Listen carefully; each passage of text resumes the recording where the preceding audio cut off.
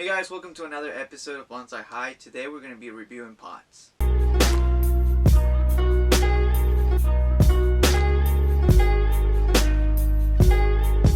So, the pots that I'm going to be reviewing right now is actually some pots that I made in the ceramics class. Be your own judge. I think they're kind of okay for my first time. So we're going to go ahead and unwrap them and I'm going to show you what I actually made. Alright, so this one right here, one of my favorites because of the color in it, and as you can see right here, it's really blue, and in reality it should have turned into like a lighter blue like the one on the inside, but because I put too much cobalt on it, it actually turned like a really dark blue. So now that it is on this color, what I'm thinking about putting over here is something kind of like that has a little bit of more like a pinkish color flowers. So I'm gonna try to figure out what type of tree I'm gonna be able to put in here. Now some people might say that because it's a bonsai pot, the tree that goes in it has to be perfectly ready, or it has to be like a finished product. I don't always agree with that, because you can always just use little pots as training pots and then just move it up to another one. Clay is actually really good for trees because unlike metal or some other pots that some other people might use, they don't necessarily get too hot and they're really good for the roots. Now as you can see, I actually made 4 holes for the wires and I made 2 large drainage holes. But overall, I think this pot right here is actually really nice, and I might put maybe a Petitia tree in this little one, or perhaps even a little cherry blossom. We'll find out about that. So I'm gonna go ahead and put this down. Actually, just leave it there. Okay, I'm gonna set it down over here.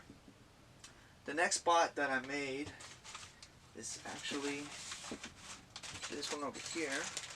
But unfortunately, when it comes to ceramics, you'll find that after you put a glaze on it, it shrinks. So the clay would actually can actually crack, or it can change shape.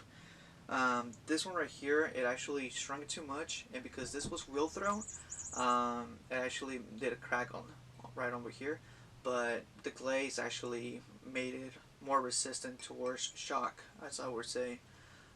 This one right here, like I said, it was wheel thrown, and what I did was I shaved off the sides, and because this was the first item in the class that I actually did a wheel throw in, it was not as perfect, but I like the fact that it's like, I don't know, semi-perfect, something that they would call wabi-sabi, and in wabi-sabi it's something that potters or artisans actually use to describe as something that is imperfect.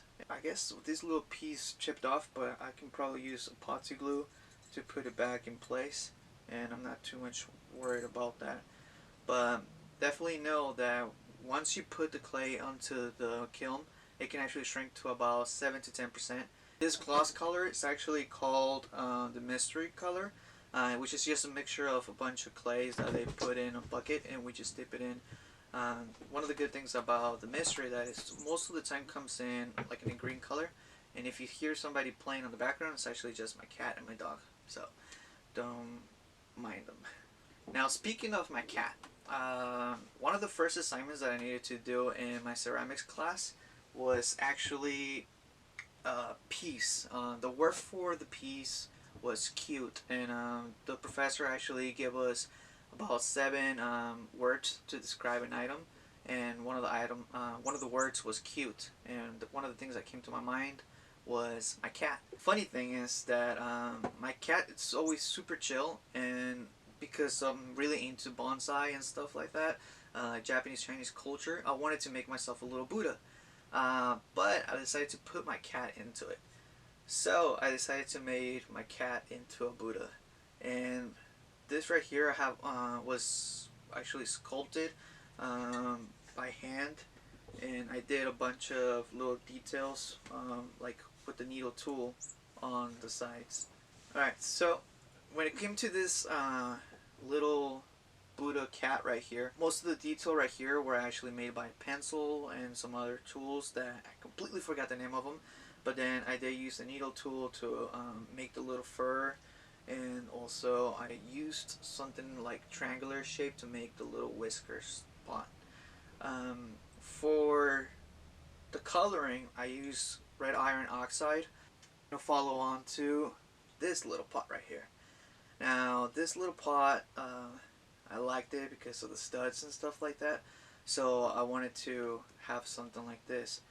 But the twist is that it's not really a pot. This is actually a mug pot.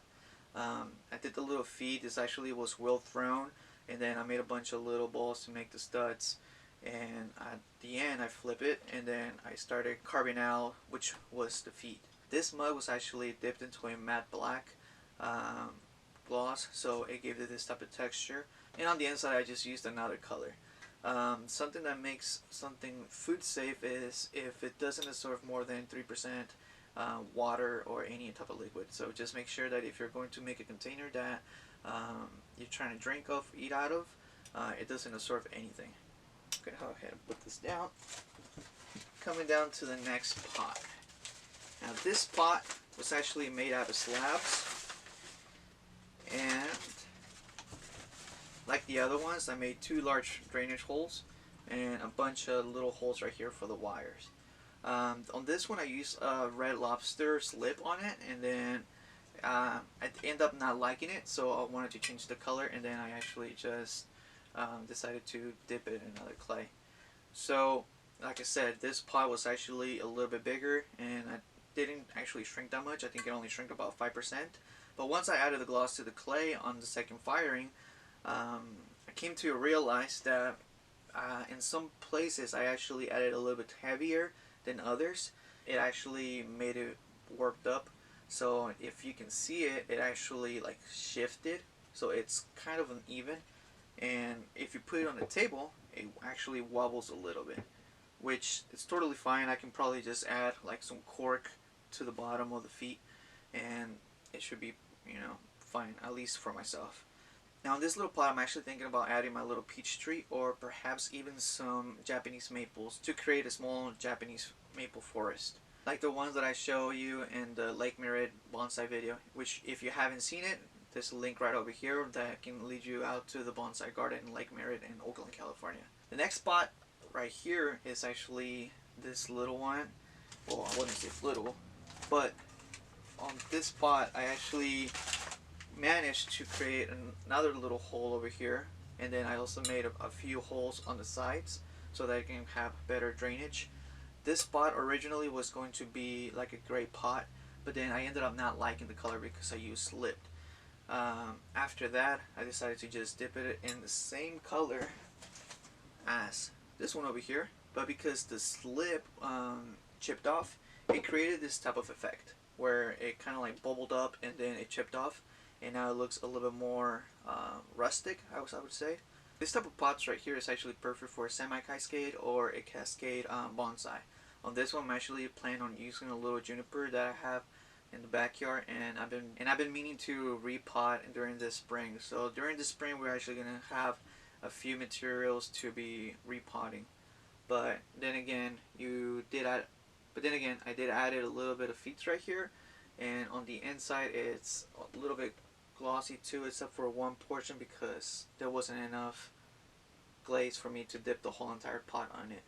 For the next piece, it's this little pot right here, which originally was a bowl.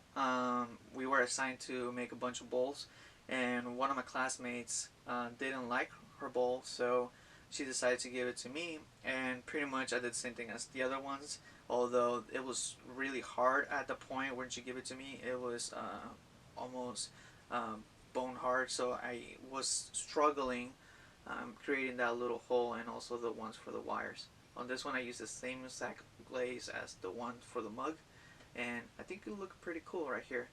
On this one I might just add a little Shohin bonsai to it, and I'm pretty much thinking about using a little juniper. Coming back again to the colors of the pots. So If it's something like this, non-glossy and it's really dark, it's really good for junipers or evergreen trees. Something that is more of color, like this one's right here, or even this one, perhaps, or this one. It's actually good for a tree that, more like a deciduous tree that has like a Japanese maple, something that changes the color of the leaves, or it's like a fruit tree and it has a little bit of flowers.